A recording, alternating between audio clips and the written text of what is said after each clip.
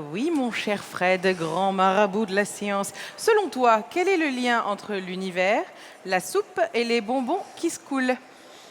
Eh bien, le lien, ah, je t'en pose une colle là, hein. Ouais, bah Eh ouais. bien, le lien, c'est Antoine Drouard, qui est chercheur au CEA. Tout de suite, vous allez comprendre pourquoi, c'est à lui.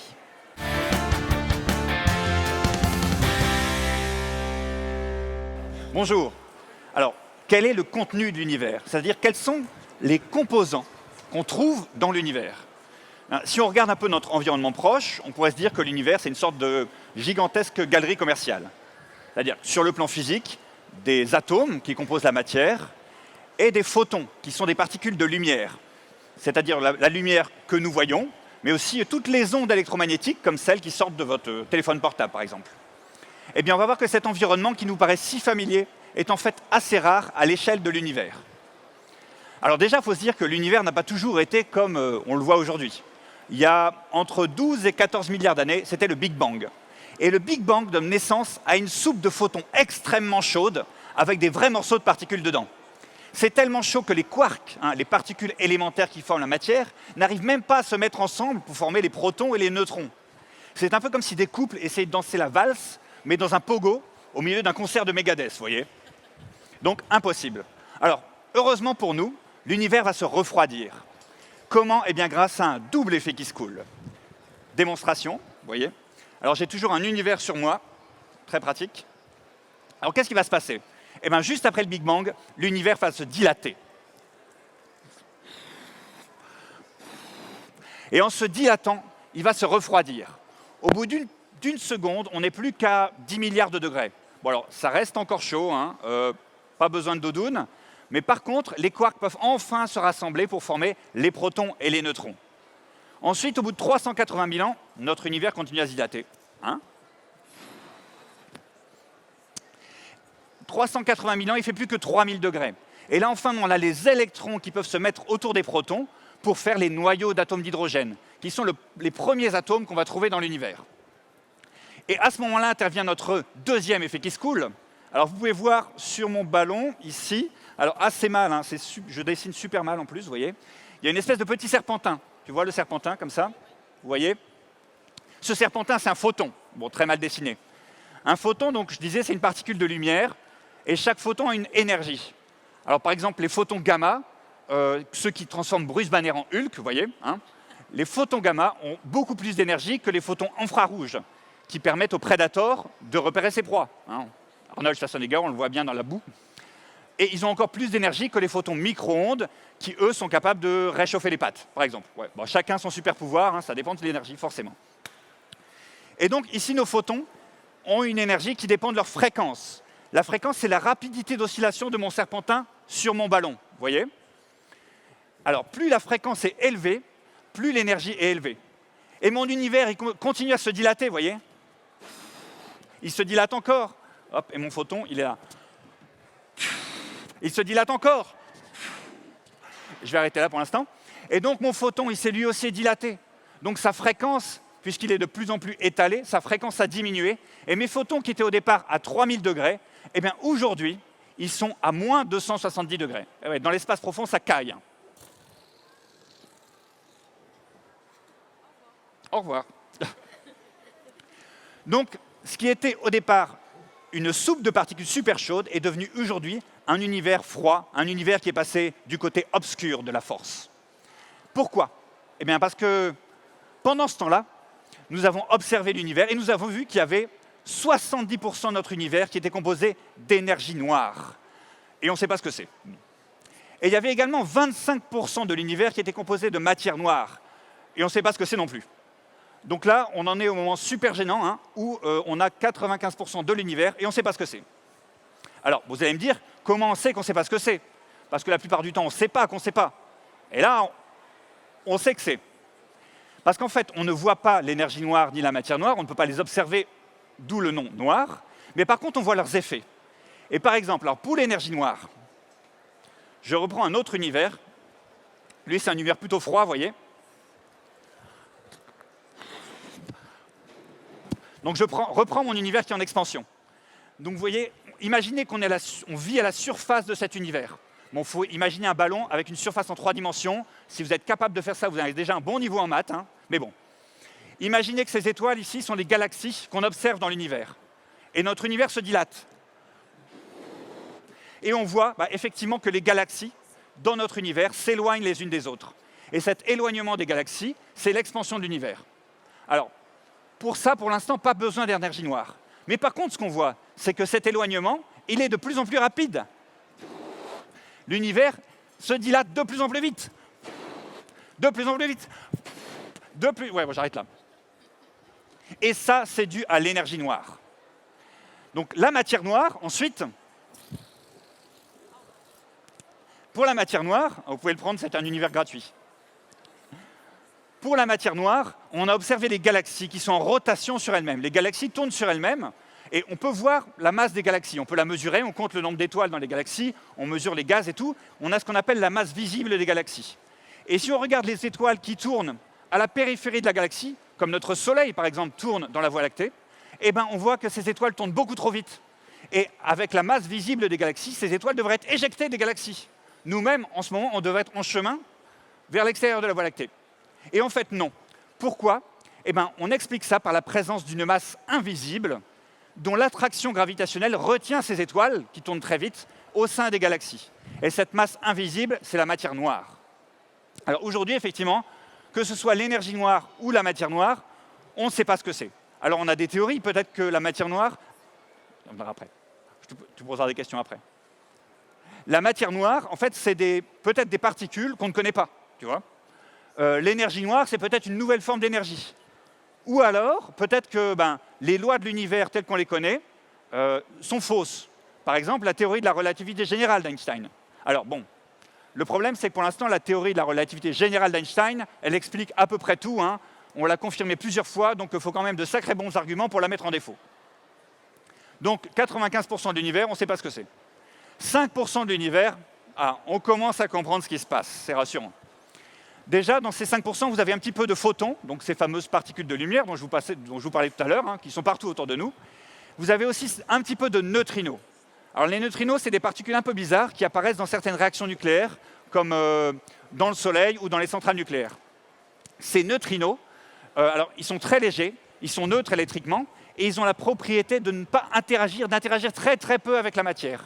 Par exemple, vous là, chacun d'entre vous, vous êtes traversé chaque seconde par 500 000 milliards de neutrinos, qui viennent essentiellement du Soleil.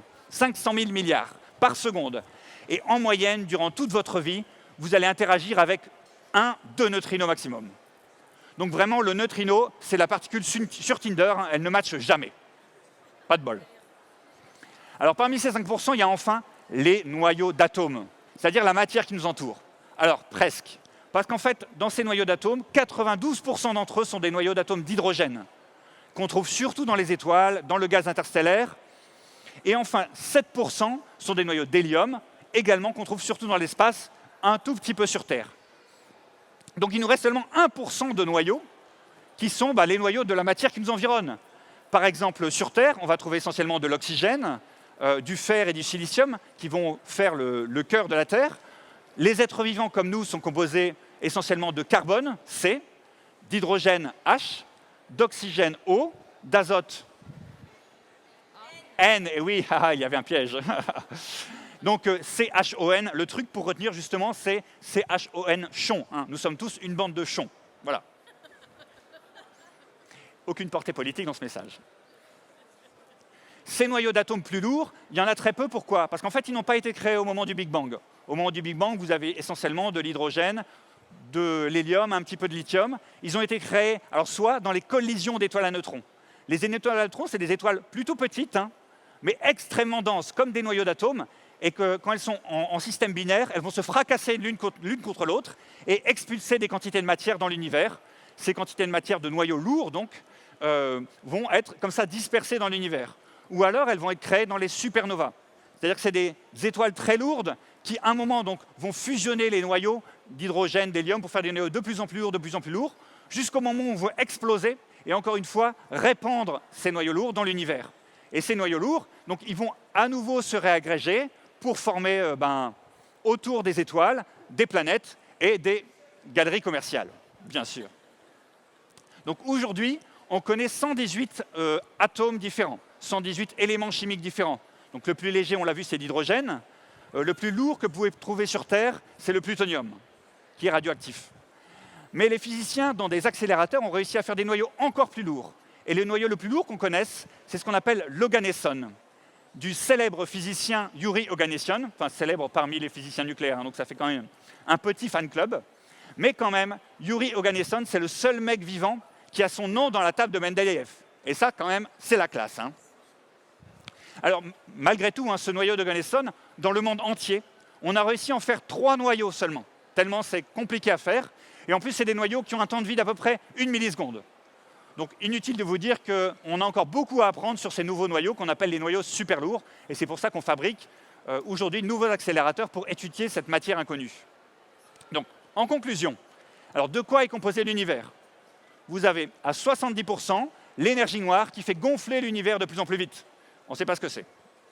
À 25%, la matière noire qui alourdit les galaxies. Bon, on ne sait pas ce que c'est non plus. À 5%, enfin, les noyaux d'atomes, avec essentiellement des noyaux d'hydrogène et d'hélium. Et enfin, donc 0,05% de l'univers, ça va être la matière ici qui nous entoure sur Terre. Alors, notre environnement n'est pas unique, hein, puisqu'on a vu, on a déjà détecté des planètes extrasolaires, des planètes qui sont dans d'autres systèmes solaires, donc il y a un peu le même genre d'environnement. Mais alors, la plus proche est à 40 000 milliards de kilomètres. Donc honnêtement, ne comptez pas y aller pour le week-end, hein, ça fait un peu long. Et donc, ce qui fait que notre environnement terrestre, il est assez rare dans l'univers. Et donc, à mon avis, c'est peut-être une bonne idée de vouloir le préserver. Merci. Merci Antoine. Viens nous rejoindre Antoine Drouard. Super talent de vulgarisateur. Merci beaucoup. Je sais que ces sujets-là vont appeler pas mal de questions du côté. Déjà une question, ouais, je sais, et ça va venir. Moi, je voudrais juste parce que tous les deux, allez, vous nous parlez en même temps un peu des mêmes choses, de l'univers, de la matière, un peu plus de l'univers ici, un peu plus de la matière ici, mais vous ne faites pas exactement les mêmes métiers. Vous êtes astrophysicien, vous êtes physicien nucléaire au CEA, au Commissariat à l'énergie atomique. Qu'est-ce qui vous distingue en même temps? Vous travaillez un peu sur les mêmes sujets, non? Alors, allez-y, pour qu'on sache c'est qui les gars qui vous racontent des histoires incroyables comme ça. Allez-y, qu'est-ce qui vous distingue? Ou Antoine, vas-y. Alors moi, par exemple, ce que je vais faire, alors l'avantage des noyaux d'atomes, c'est qu'on a la possibilité de faire des expériences avec. On peut prendre des noyaux d'atomes, les jeter les uns contre les autres, étudier leurs propriétés sur Terre, en laboratoire. Donc moi, mon travail, je suis essentiellement physicien expérimental, c'est-à-dire que je vais faire des expériences, je vais concevoir des instruments, par exemple pour étudier ces fameux noyaux super lourds comme le noyau d'Oganesson. D'accord. Et Thibaut? Et donc la grosse différence pour l'astrophysique, c'est qu'effectivement, ce n'est pas une science expérimentale, on ne peut pas faire d'expérience, on ne peut pas créer un trou noir ou une étoile pour étudier comment elle fonctionne. C'est une science observationnelle, c'est-à-dire qu'on a ce qu'on a et on observe de loin pour essayer de comprendre ce qui se passe. Fondamentalement, on cherche à comprendre les mêmes lois, c'est les mêmes lois de la gravitation, les mêmes physiques, les mêmes particules, mais effectivement, c'est la méthode qui va être différente entre des expériences d'un côté et des observations de l'autre. Et vous tournez autour des mêmes questions. Alors, on a des questions, on va les prendre dans le public. Allez-y, profitez-en. Effectivement, Fred, on a une question. Alors, on revient sur la présentation d'avant. On a aussi beaucoup de questions sur la présentation qui vient d'être faite. Okay. Et on voudrait éclaircir quelque chose sur les trous noirs. Alors, pose-nous ta question, Joachim. Est-ce qu'il y a quelque chose de plus massif que les trous noirs? Est-ce qu'il y a quelque chose de plus massif que les trous noirs? Question piège. Ça dépend je dirais ça dépend de ce qu'on appelle quelque chose. Parce que si tu prends une galaxie, elle va être plus massive que les trous noirs. D'un autre côté, un trou noir, ça peut être extrêmement massif. Et on a parlé au centre de la Voie lactée, on a un trou noir qui fait 4 millions de masses solaires, alors que la Voie lactée doit faire quelques milliards de masses solaires. Mais il y a des trous noirs qui font plusieurs milliards de masses solaires. Donc, à la fois, oui et non. Hein. La galaxie dans laquelle est le trou noir, elle sera toujours plus massive que le trou noir qui est au centre, puisqu'elle contient le trou noir lui-même. Bien sûr. Mais d'un autre côté, il y a toujours un trou noir qui peut être plus gros que n'importe quel, enfin plus massif que n'importe quelle galaxie. Bon, je crois que la réponse est claire. Est-ce qu'on en prend une autre question tout de suite? Ouais. Alors, on était justement en train d'en discuter. Alors là, c'est une question plutôt sur la présentation qui vient d'être faite. Allez-y, posez-nous votre question. Oui, bonjour, je m'appelle François. Bonjour. Je voudrais parler d'énergie noire. Vous voyez une flûte de champagne. Au départ, il y a une bulle qui commence tout en bas. Et puis d'un seul coup, elle se crée, comme pourrait être l'expansion. Et petit à petit, elle grandit. Mais il n'y a pas de plus en plus d'énergie à l'intérieur de la bulle. Simplement, il y en a de moins en moins autour. Est-ce que l'énergie noire ne pourrait pas être extérieure à notre univers? Est-ce que ça a été pensé, réfléchi? Est-ce que ça a été... Je ne sais pas, est-ce que... On a des experts hein, dans le public. Hein. Alors, malheureusement, Antoine. je ne suis pas du tout expert de la théorie de l'énergie noire. Donc je pourrais assez peu répondre à votre question. Le fait est qu'aujourd'hui, il n'y a aucune théorie qui est capable d'expliquer précisément ce que c'est. Et surtout, la grosse difficulté, c'est que il faudrait que ça soit une théorie qui puisse expliquer aussi tout le reste. Par exemple, l'énergie noire ne rentre pas dans le cadre de la théorie de la relativité générale, comme je vous le disais. Mais en fait, la théorie de la relativité générale explique tellement d'autres choses, elle n'a jamais été mise en défaut par d'autres observations, que pour l'instant, on reste avec et on essaye d'explorer d'autres théories possibles qui permettraient d'inclure cette énergie noire dans le cadre physique qu'on connaît, quoi. Ça vous répond? Alors, vous savez ce que je vous propose? La question, c'est effectivement, y a-t-il autre chose en dehors de notre univers? Alors, il y a des théories, effectivement, qui sont basées sur les logiques de multivers, où on aurait plusieurs univers, les uns à côté des autres, éventuellement avec des interactions entre les univers. Il y a même des gens qui pensent qu'il pourrait y avoir des observations qui permettraient de confirmer le fait qu'on vit non pas dans un seul univers, mais dans des multivers. Mais ça reste extrêmement spéculatif, on va dire. D'accord. Vous nous dites si vous avez d'autres questions. Antoine, en tout cas, alors moi j'arrive à concevoir la matière noire parce qu'en fait, il y a plus de matière que ce qu'on observe. En revanche, j'ai un peu plus de mal à concevoir l'énergie noire qui ferait que l'univers est en expansion. Pourquoi? Oui. Alors, on ne connaît pas l'énergie noire. Alors, qu'est-ce qui nous permet de dire que c'est ça qui... Alors, c'est un terme qu'on a ajouté un peu dans nos équations pour rendre compte des observations.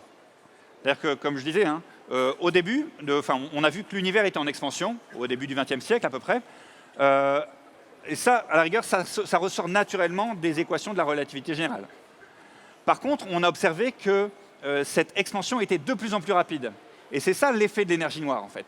Et ça serait une sorte d'énergie répulsive qui fait que les galaxies s'éloignent de plus en plus vite les unes des autres. Alors qu'a priori, les galaxies sont toutes massives, donc elles sont tous en attraction les unes avec les autres par la force gravitationnelle. Donc on pourrait s'attendre plutôt que la présence de masse dans l'univers ralentisse l'expansion de l'univers, ou au moins la stabilise. Alors qu'en fait, là, l'expansion est accélérée. D'où la nécessité d'avoir cette composante d'énergie noire. D'accord, on est bien d'accord, hein, ce ne sont pas des théories, ce sont des hypothèses. Hein. Exactement, c'est des hypothèses. Ça, faut vraiment le retenir. Qu'est-ce qui vous manque aujourd'hui comme outil, l'outil magique, la baguette magique qui vous permettrait d'avancer sur ces recherches-là? Alors, des accélérateurs, des... Il y a, alors par exemple, pour la matière noire, on essaye de détecter justement des nouvelles particules qui pourraient peut-être être, source de cette matière cachée, invisible. Il y a des expériences qui essayent de regarder des actions, par exemple, qui sont des AXION, hein, donc des nouvelles particules un peu étranges, ou alors des nouvelles formes de neutrinos qui pourraient exister, qui expliqueraient justement le fait qu'on a cette matière, donc une masse gravitationnelle, donc on observe les effets de gravitation de cette masse, mais par contre, il n'y a aucune interaction qui permet de la détecter. Donc il y a des expériences qui sont menées au CERN, par exemple, pour détecter ces nouvelles particules, mais pour l'instant, on n'en a vu aucune. Donc, mais on n'en a vu aucune parce que l'instrument n'est pas, entre guillemets, bien sûr qu'il est performant, mais pas suffisamment performant. Peut-être qu'il n'est pas sensible à ce type de particules, ça c'est possible. Ah oui, mais pour avoir un appareil sensible à une particule, encore faut-il connaître la nature de la particule. Mais c'est toute la difficulté. Exactement. Donc on tourne un peu en rond, c'est le moment de le dire. D'accord. Est-ce qu'il y a des questions? Alors, on a une question. Après, vous aurez un monsieur devant qui vient, une jeune fille. On va essayer de mixer les deux thèmes, vous allez voir. Allez. Bonjour, moi je m'appelle Aurore et je me demandais si les trous noirs, ça pourrait pas être à l'origine de la matière noire ou de l'énergie noire. Ouais, alors moi j'aime bien cette question parce que j'étais prêt à la poser. Merci beaucoup. Alors on est en train de les piéger. Alors, moi je dirais, pour commencer, les trous noirs, c'est quand même une forme de matière noire. Et quand on cherche au sein des galaxies ou autres, qu'est-ce qui pourrait être caché, avoir de la masse et être invisible, les trous noirs, ça a toujours fait partie de l'hypothèse. Il se trouve qu'à ma connaissance, ce n'est pas suffisant. Ce qu'on pense savoir produire comme trou noir, ce n'est pas suffisant pour expliquer cette masse. Et d'ailleurs, une des questions à laquelle on va chercher à répondre avec Gravity et puis aussi avec le HT, etc., c'est de voir vraiment quelles sont les lois de la gravitation très près des trous noirs, parce qu'on pense que ce n'est pas impossible qu'il y ait des pics de densité de matière noire autour des trous noirs au centre des galaxies, et que donc on pourrait détecter un petit peu ou caractériser un petit peu mieux cette matière noire. Donc ma réponse à moi, c'est que les trous noirs, c'est une forme de matière noire, mais ça ne peut pas être la seule. Antoine, un mot à rajouter parce qu'on va devoir conclure. Toujours sur ces formes de matière noire, en fait, on est encore une fois dans l'exploration de ce type de particules. Il y a quelques années, on pensait que cette matière noire pouvait être aussi des petites étoiles assez froides qu'on appelait des naines brunes, qui auraient pu être en quantité suffisante pour expliquer cette matière noire. Et malheureusement, donc il y a des observations qui ont été menées, on en a vu, mais on n'en a pas vu assez pour expliquer toute la matière noire. Donc ça reste un mystère. Le mystère reste entier. Le mystère reste entier. Je sais que vous avez une question, mais on va devoir passer à l'intervenant suivant. Mais vous savez quoi? Comme c'est la fête de la science, hein, alors profitez-en. Ils sont là, nos scientifiques avec nous. Ils sont juste, après être passés sur scène, juste derrière là. Donc vous allez les voir, vous discutez tranquillement avec eux et vous leur posez toutes les questions que vous voulez. Mais vous partez pas tous hein, quand même, chacun son tour, parce qu'on tient à vous, au public, notamment pour notre intervenant suivant. Et on vous applaudit, merci beaucoup pour ce travail en plus super travail de vulgarisation